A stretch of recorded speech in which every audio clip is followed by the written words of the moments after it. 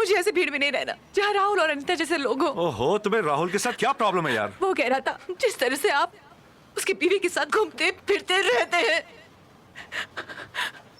मैं भी उसके साथ वैसे। Rahul must be drunk. He wasn't drunk. जो कुछ भी कह रहा था वो होश में कह रहा था। वो जो कुछ भी कहे, तुम्हारी मर्जी के बिना तो कुछ नहीं हो सकता ना। It's up to you, darling. मेरी मर्जी यानी कि आपको इतराज नहीं? आपका दोस्त जिसे मुझे भाभी समझना चाहिए मुझे ऐसी बातें करा और आपको कोई इतराज नहीं? देखो वैदेही, हर आदमी खूबसूरत लड़की के साथ रिश्ता जोड़ना चाहता है। तुम बहुत खूबसूरत हो, उसने ट्राई किया, फेल हो गया। सो मेरे विचार पुराने जरूर है लेकिन आपके विचार गंदे और घिनौने हैं। विचार पे विचार बाद में करेंगे। Let's go for a party. सब लोग कहीं नहीं जाऊंगी मैं आपके साथ। क्या मजाक कर रही हो? It's our party, we are the host. It's a couples party. अगर मैं अकेले वहां खड़ा रहूंगा तो क्या इज्जत रहेगी मेरी? कम ऑन यार। जिस जगह राहुल और अनीता जैसे लोग हो मैं वहां नहीं रहूंगी। राहुल और अनीता को हमने इनवाइट किया है, मैं उन्हें पार्टी से कैसे निकाल सकता हूँ? वो आप जाने। Please Vaidehi, please for my सेक वैदेही। मैं नहीं आऊंगी। What the bloody hell? Go to hell! Go to hell! छोटी बातों को लेकर you try to blackmail me? 21वीं सदी? Why did you try and be a little broad-minded? You'll regret. पछताओगे तुम। जिसे मेरी इज्जत की परवाह नहीं, उसके लिए मेरे घर में कोई जगह नहीं। Go back to India. Get lost. Go to hell. तुम्हें इस तरह वापस नहीं आना चाहिए था। क्या ये मेरा घर नहीं है? नहीं, शादी के बाद पति का घर ही लड़की का घर होता है। बेटी, तेरे डैडी ठीक कह रहे हैं। लड़की की डोली जिस घर में एक बार जाती है वहां से उसकी अर्थी ही निकलनी चाहिए। क्या मामा, एक तो दीदी वैसे ही परेशान है और आप तुम चुप रहो पिंकी। तुम्हारी दीदी को तुम्हारा इतना ही ख्याल होता तो इस तरह वापस नहीं चली आती। बड़ी बेटी के ऐसे लक्षण देखकर कौन तुमसे शादी करेगा? बेटी, लोग तो उंगलियां उठाएंगे ही, तरह तरह की बातें करेंगे। तुझे वापस जाना ही पड़ेगा बेटी। अब इस घर की इज्जत तेरे हाथ में है और उस घर की भी इज्जत तुम्हारे हाथ में है, समझी? समझ गई। हर घर की इज्जत लड़की के हाथ में है लेकिन लड़की की कोई इज्जत नहीं। ये आप क्या कह रहे हैं? नहीं नहीं, इस वक्त ऐसा मत कहिए। सुनिए, हेलो। क्या हुआ? देवेन भाई ने भी मना कर दिया।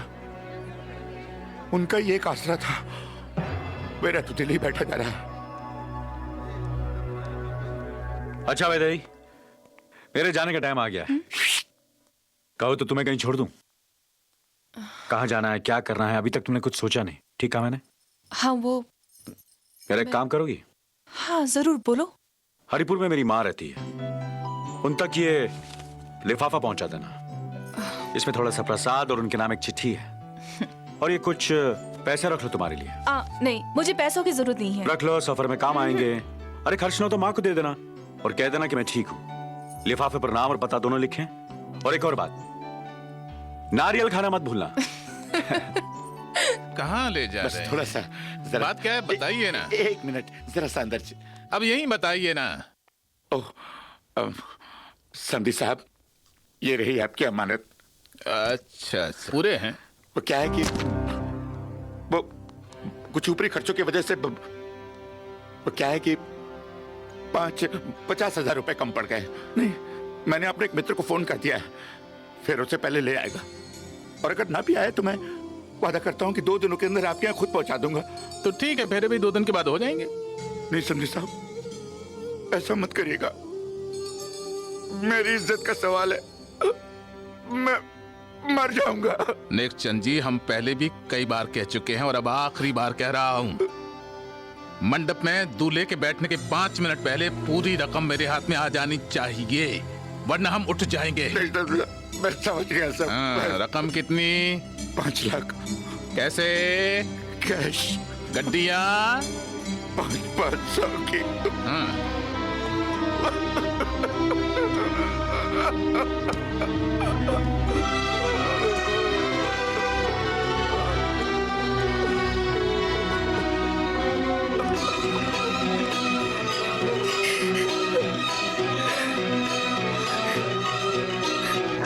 अच्छा वैदे, मैं चलता हूँ। अब क्या होगा? कहाँ से लाएंगे 50,000?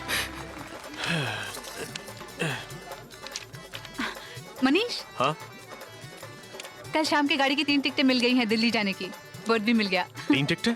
हाँ, मैंने नहीं कहा था कि वैदेही भी चलेगी हमारे साथ दिल्ली। जानकी, मैं सोच रहा था इस बार दिल्ली में अकेले ही जाऊं। अकेले? हाँ, वो ताऊजी बोल रहे थे कि जब तक सीरियल स्टार्ट नहीं हो जाता मेरा अकेला रहना ही बेहतर रहेगा। मगर मैं यहाँ अकेले क्या करूंगी? तुम्हारे पुरुषोत्तम जी है ना, अच्छा ख्याल रखेंगे तुम्हारा। प्रशांत, अरे विक तो देखो यार, गिर रहा है।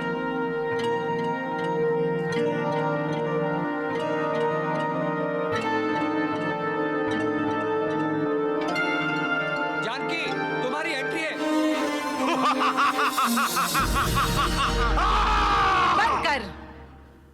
बंद कर ये गरजना दुष्ट रावण। मुझे तेरे क्रोध में तेरा विनाश स्पष्ट नजर आ रहा है। विनाश तो राम का होगा सीते कल युद्ध में, फिर तुम्हें रावण के चंगुल से छुड़ाने वाला कोई नहीं होगा। चुप रहे नीच अधर्मी राक्षस। जिस प्रकार किरण को सूर्य से अलग नहीं किया जा सकता, उसी प्रकार मुझे भी भगवान श्री राम से अलग नहीं किया जा सकता। हाँ!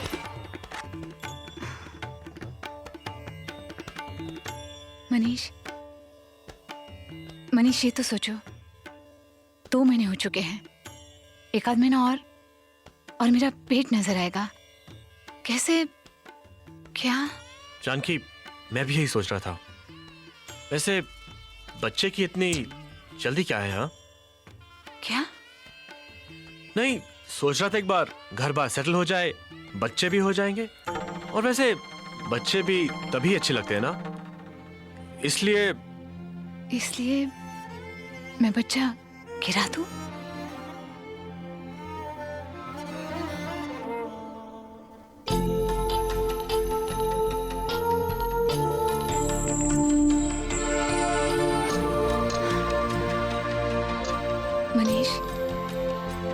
मनीष, ये हम दोनों के प्यार की निशानी है।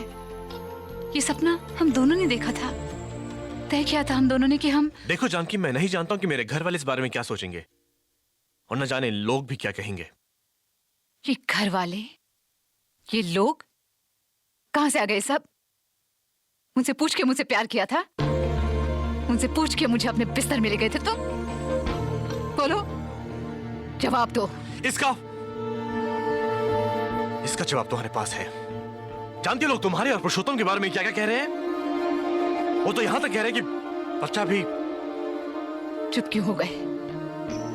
बात पूरी करो। शादी होगी, मगर इस बच्चे के बिना।